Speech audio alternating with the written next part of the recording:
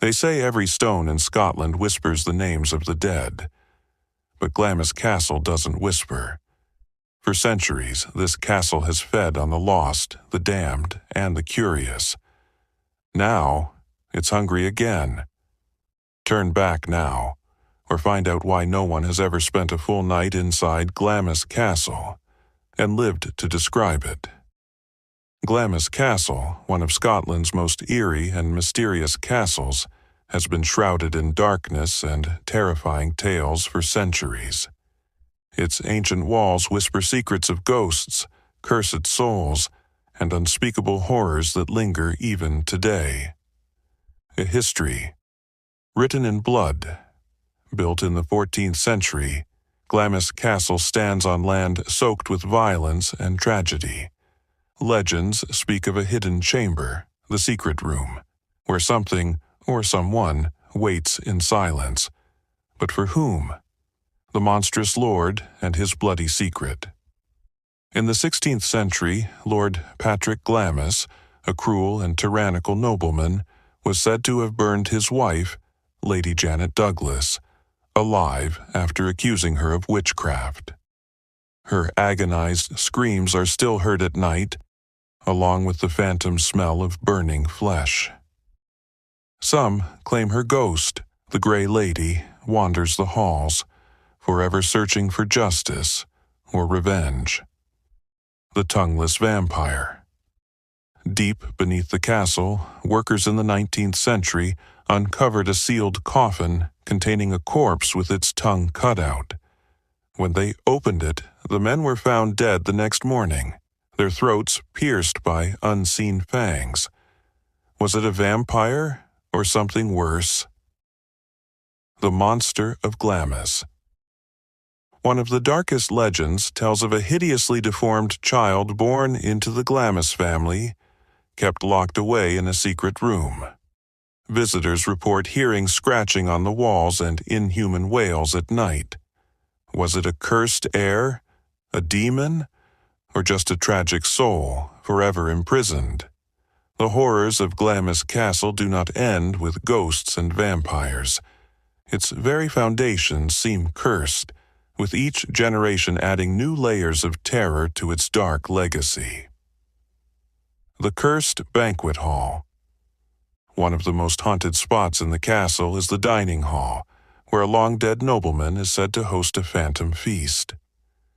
Guests have reported hearing the clinking of glasses and disembodied laughter, only to turn and see a spectral banquet in full swing, with ghostly figures frozen in time. But the most disturbing detail? One chair always remains empty, as if waiting for an unseen guest, or perhaps you. The White Lady of the Clock Tower. High in the castle's clock tower, a pale, weeping woman has been seen staring out the window, her face twisted in eternal sorrow. Some say she was a servant who discovered a terrible secret and was thrown to her death. Others believe she was a betrayed lover, doomed to relive her heartbreak forever. Those who hear her cries at midnight claim they feel an icy grip on their shoulders, but no one is ever there. The bloody footsteps of King's Room. In the king's bedroom, a gruesome stain on the floor refuses to fade, no matter how many times it is cleaned. Legend says a nobleman was murdered here, his throat slit as he slept. To this day, visitors report bloody footprints appearing near the bed, pacing back and forth as if the victim's spirit still walks, unable to rest.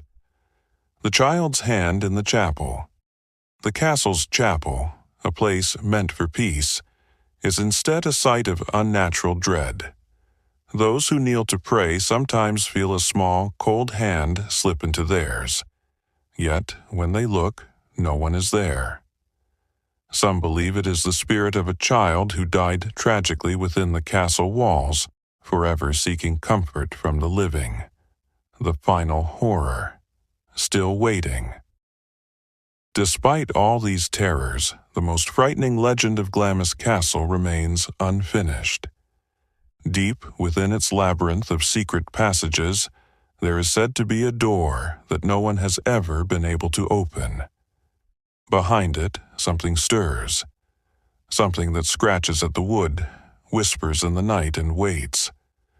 The most terrifying secret of Glamis Castle is not its ghosts, nor its hidden chambers, but what still lives within its walls. The thing in the walls. Workers repairing the castle in the 1800s tore open an ancient wall and immediately sealed it back up. Those who glimpsed inside refused to speak of what they saw, but one servant, before taking his own life, wrote in his journal, "It has too many eyes, and it watches us sleep." To this day, guests report scratching sounds inside the walls, always moving, always following them from room to room. The mirror that shows the dead. A cursed black mirror hangs in one of the castle's bedrooms. Those foolish enough to gaze into it at midnight do not see their own reflection. Instead, they see a crowd of pale faces staring back. Some recognize long-dead ancestors. Others see strangers with hollow eyes and mouths stitched shut. No one knows who or what put the mirror there, but those who look into it too long disappear. The underground tunnels. Beneath the castle, a network of tunnels stretches into darkness. Explorers have reported hearing breathing in the blackness, though no one else is there. Some have returned with claw marks on their backs. Others never return at all. Locals whisper that the tunnels do not just run under the castle, they connect to somewhere else. The last Earl's madness. The final Earl of Glamis locked himself in the castle's tower, screaming that they were coming for him. When servants finally broke down the door, they found the room covered in strange symbols, and the Earl gone. Only his journal remained, its last entry reading, "The stones of Glamis do not simply remember evil, they hunger for it." And with each telling of its horrors, the castle grows stronger. The Whispering Gallery. Visitors who linger too long in the grand hall begin to hear their own names spoken in sighs, not from ghosts, but from the walls themselves. Some swear the castle learns their secrets, repeating them in voices identical to their own. Those who answer back are never heard from again. The Moving Staircase. A servant in 1923 reported seeing the main staircase rearrange itself at night, steps twisting like vertebrae to form new passages. When he tried to follow, he found himself in a corridor that hadn't existed that morning, lined with portraits of the Glamis family, all with their eyes scratched out. The blood-packed ancient documents reveal that the first Earl made a bargain with something in the foundation stones. Every century, the castle demands a guardian, a living soul to walk its halls forever.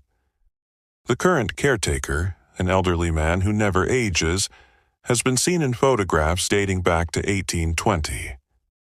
When asked about it, he simply smiles and says, "Someone must keep the doors locked." In 1982, the final living caretaker of Glamis Castle, an old man who had served for decades, disappeared, but not before leaving behind a single, crumbling page in the castle's guest book. It read, "The stones remember. The walls breathe, the floors whisper. I have seen the face in the foundation, and it is not human. It wears the skin of every soul ever lost here. It is growing, and soon it will no longer need a castle to hide in." The final night on Halloween night in 1999, a group of paranormal investigators entered Glamis Castle with cameras, EVP recorders, and a foolish confidence that they could uncover its secrets. Their last broadcast showed the team gathered in the banquet hall as the temperature dropped suddenly. The footage cuts to static, but if you listen closely, you can hear one final, shuddering whisper. It's not a ghost. It's the house. Their equipment was found the next morning, perfectly intact. Every device contained the same 13-second audio loop, the sound of something massive shifting in the dark. The locking of the gates. The castle was officially closed to the public in 2003. The official reason was structural instability, but workers reported hearing something pounding from inside the walls as they boarded up the doors. The last man to leave claimed the shadow of the castle didn't match the shape of the building, that it stretched too far in too many directions. The truth. Glamis Castle was never just stone and mortar. It was a prison, built to contain something older than Scotland itself. And now, with no one left to tend the locks, the thing in the walls has begun to... Epilogue. If you visit Glamis today, you'll find the gates chained, the windows barred. But if you stand very still at sunset, you might notice. The ivy on the walls sometimes twitches when no wind blows. The reflection in the moat shows more towers than the real castle has. And if you listen too long, you'll start hearing your name, not from inside the castle. The earth has grown restless around Glamis. Farmers in nearby villages wake to find their fields plowed in unnatural patterns, deep furrows cutting into the soil like claw marks. Sheep vanish in the night, their bleats fading into silence, their remains never found, save for a single bloodied hoofprint pressed into dry earth, too large to belong to any known beast. The moat, long stagnant, has begun to ripple at odd hours, though no bird disturbs its surface. Those brave or foolish enough to peer into its depths swear they see shapes moving just below the water, not floating, but standing, as if the reflection were the true reality and the castle above the mere illusion. The shadow spreads. In the dead of night, the chains on the gates rattle, not from the wind, but from something testing its bonds. The caretaker's cottage, empty for decades, sometimes glows with a sickly green light, its windows fogged with breath not human. The village priest, a man of steadfast faith, was found screaming at the edge of the woods, his Bible clutched in hands now twisted backward at the wrists. He babbled of a voice in the trees, of roots that slithered like veins, of a laughter that came not from one throat, but from 100. They locked him in the church. By morning, the crucifix above the altar had inverted itself. The last warning. A single postcard arrived at the local newspaper office last week, postmarked from a town that does not exist. The handwriting was unmistakably that of the last Earl, though he vanished over a century ago. It read, "You think the castle was the prison. You are wrong. It was the lock, and the key has always been the stories." Beneath the words, the ink pooled into a single, sprawling stain, too much like a face screaming. Now, when the wind howls just right, the villagers hear something new in its voice. Not a whisper, but a counting, as if something is tallying the souls who have spoken its name. They say the castle is empty now. They are wrong. Something walks the halls of Glamis, not in the stones, not in the shadows, but in the spaces between. The villagers have begun calling it the Hollow Earl, though no one dares say it aloud. Children whisper that if you stare too long at a locked door, you'll see the handle turn ever so slightly, as if something on the other side is learning. Last month, a photographer broke into the grounds at dusk, seeking proof of the haunting.